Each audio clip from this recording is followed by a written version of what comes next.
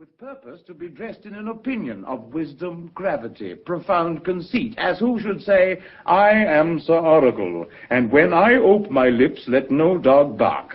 Oh, my Antonio, I do know of these, that therefore only are reputed wise for saying nothing, when, I am very sure, if they should speak, would almost damn those ears which hearing them would call their brothers fools. I'll tell thee more of this another time. But fish not with this melancholy bait, for this fool gudgeon, this opinion. Come, good Lorenzo, fare ye well a while. I'll end my exhortation after dinner. Well, we will leave you then till dinner time. I must be one of these same dumb wise men, for Gratiano never lets me speak. Well, keep me company but 2 years more, thou shalt not know the sound of thine own tongue. Fare ye well. I'll grow a talker for this gear. Thanks, i' faith, for silence is only commendable in a neat tongue dried and a maid not bendable. Is that anything now? Gratiano speaks an infinite deal of nothing, more than any man in all Venice. His reasons are as 2 grains of wheat hid in 2 bushels of chaff. You shall seek all day ere you find them, and when you have them, they are not worth the search. Well, tell me now, what lady is the same to whom you swore a secret pilgrimage that you today promised to tell me of? It is not unknown to you, Antonio, how much I have disabled mine estate by something showing a more swelling port than my faint means would grant continuance. Nor do I now make moan to be abridged from such a noble rate, but my chief care is to come fairly off from the great debts wherein my time, something too prodigal, hath left me gauged. To you, Antonio, I owe the most in money and in love, and from your love I have a warranty to unburthen all my plots and purposes, how to get clear of all the debts I owe. I pray you, good Bassanio, let me know it, and if it stand, as you yourself still do, within the eye of honor, be assured, my purse, my person, my extremest means lie all unlocked to your occasions. In my school days, when I had lost one shaft, I shot his fellow of the self-same flight the self-same way, with more advised watch to find the other fourth. And by adventuring both, I oft found both. I urge this childhood proof because what follows is pure innocence. I owe you much, and like a willful youth, that which I owe is lost. But if you please to shoot another arrow, that self-way which you did shoot the first, I do not doubt, as I will watch the aim, or to find both, or bring your latter hazard back again, and thankfully rest debtor for the first. You know me well, and herein spend but time to wind about my love with circumstance, and out of doubt you do me now more wrong in making question of my uttermost than if you had made waste of all I have. Then do but say to me what I should do, that in your knowledge made by me be done, and I am pressed unto it. Therefore, speak. In Belmont is a lady richly left, and she is fair, and fairer than that word of wondrous virtues. Sometimes from her eyes I did receive fair speechless messages. Her name is Portia, nothing undervalued to Cato's daughter, Brutus Portia. Nor is the wide world ignorant of her worth, for the 4 winds blow in from every coast renowned suitors, and her sunny locks hang on her temples like a golden fleece, which makes her seat of Belmont Colchis strand, and many Jasons come in quest of her. Oh, my Antonio, had I but the means to hold a rival place with one of them, I have a mind presages me such thrift that I should question this befortunate. Thou knowest that all my fortunes are at sea. Neither have I money nor commodity to raise a present sum. Therefore, go forth, try what my credit can in Venice do. That shall be racked even to the uttermost to furnish thee to Belmont. Do, fair Portia. Go, presently inquire, and so will I, where money is, and I no question make to have it of my trust or for my sake.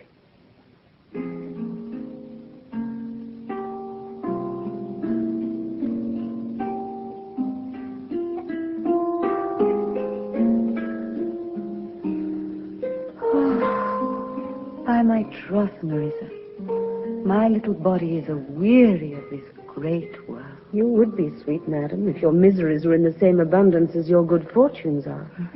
And yet, for aught I see, they are as sick that surfeit with too much as they that starve with nothing. It is no mean happiness, therefore, to be seated in the mean, Superfluity comes sooner by white hairs, but competency lives longer. Good sentences and well pronounced. They would be better if well followed. If to do were as easy as to know what were good to do, chapels had been churches, and poor men's cottages, princes' palaces. It is a good divine that follows his own instructions. I can easier teach 20 what were good to be done than be one of the 20 to follow mine own teaching. The brain may devise laws for the blood, but a hot temper leaps o'er a cold decree. Such a hare is madness the youth to skip o'er the meshes of good counsel, the cripple. But this reasoning is not in the fashion to choose me a husband. Oh, me, the word choose. I may neither choose whom I would, nor refuse whom I dislike. So is the will of a living daughter curbed by the will of a dead father. Is it not hard, Nerissa, that I cannot choose one, nor refuse none? Your father was ever virtuous, and holy men at their death have good inspirations. Therefore the lottery that he hath devised in these 3 chests of gold, silver, and lead, whereof who chooses his meaning chooses you, will no doubt never be chosen by any rightly, but one whom you shall rightly love. But what warmth is there in your affection towards any of these princely suitors that are already come? I pray thee, overname them. And as thou namest them, I will describe them, and according to my description, level at my affection. First, there is the Neapolitan prince. Aye, that's a colt indeed, for he does nothing but talk of his horse. And he makes it a great appropriation to his own good parts that he can shoe him himself. I'm much afeard my lady, his mother, played false with a smith.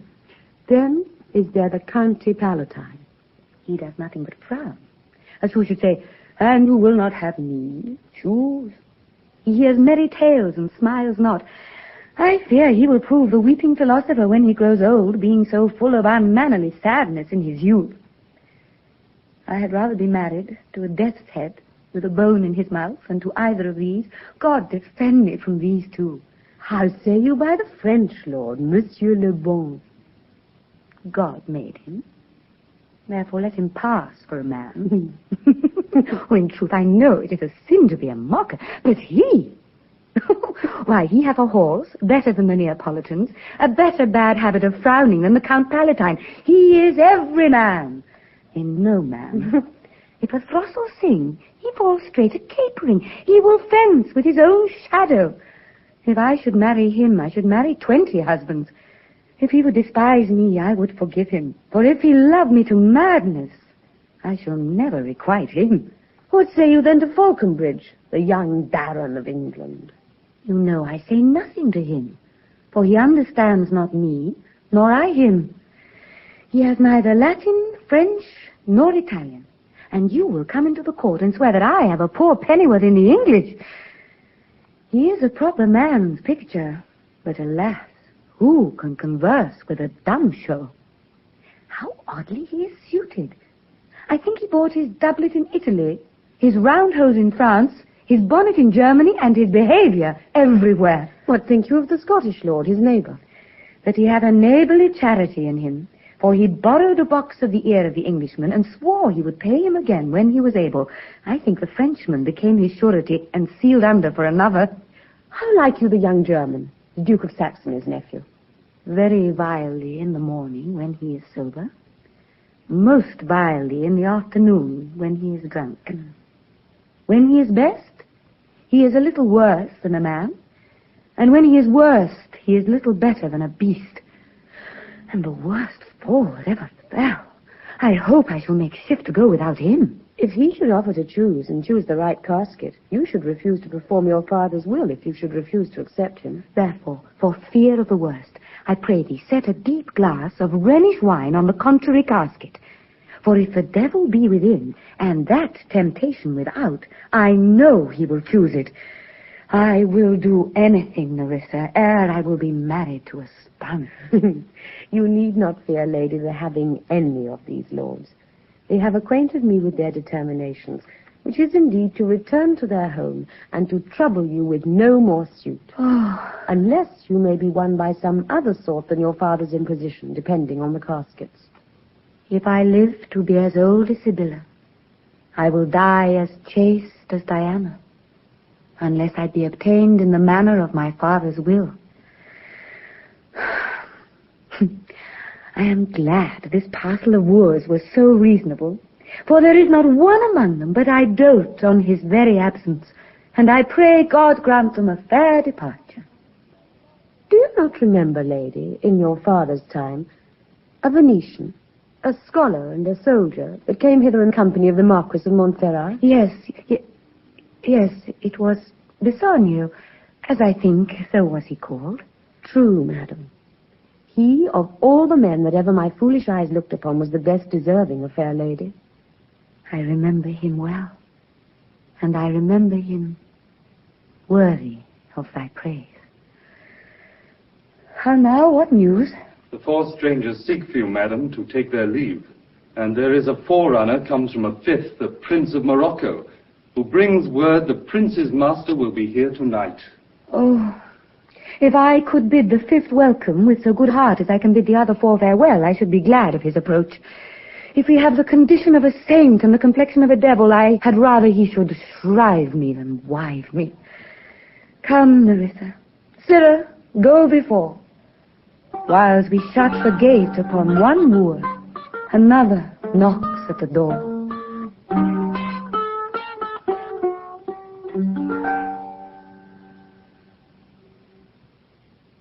$3,000 ducats. Well... Aye, sir. For 3 months. For 3 months? Well... For the which, as I told you, Antonio shall be bound. Antonio shall become bound. Well... May you stead me? Will you pleasure me? Shall I know your answer? 3,000 ducats for 3 months, and Antonio bound. Your answer to that? Antonio is a good man. Have you heard any imputation to the contrary? Oh, no. My meaning in saying he's a good man is to have you understand me that he's sufficient. Yet his means are in supposition. He hath an argosy bound to Tripolis, another to the Indies. I understand, moreover, upon the Rialto he hath a 3rd at Mexico, a 4th for England, and other ventures he hath squandered abroad. But ships are but boards, sailors but men. There be land rats and water rats, land thieves, and water thieves, pirates. And then there is the peril of waters, winds, and rocks. The man is notwithstanding sufficient. 3,000 ducats. I think I may take his bond. Be assured you may. I will be assured I may. And that I may be assured I will bethink me. May I speak with Antonio? If it please you to dine with us. Yes, to smell pork, to eat of the habitation which your prophet the Nazarite conjured the devil into. I will buy with you, sell with you, talk with you, walk with you, and so following, but I will not eat with you, drink with you, nor pray with you. What news on the Rialto? Who is he comes here? This is Signor Antonio. How like a fawning publican he looks. I hate him, for he is a Christian. But more for that in low simplicity he lends out money gratis and brings down the rate of usance here with us in Venice. If I can catch him once upon the hip, I will feed fat the ancient grudge I bear him. He hates our sacred nation. And he rails, even there where merchants most do congregate, on me, my bargains, and my well-won thrift, which he calls interest. Cursed be my tribe if I forgive him. Shylock, do you hear? I am debating on my present store. And by the near guess of my memory, I cannot instantly raise up the gross of full 3,000 ducats. So what of that? Tubal, a wealthy Hebrew of my tribe,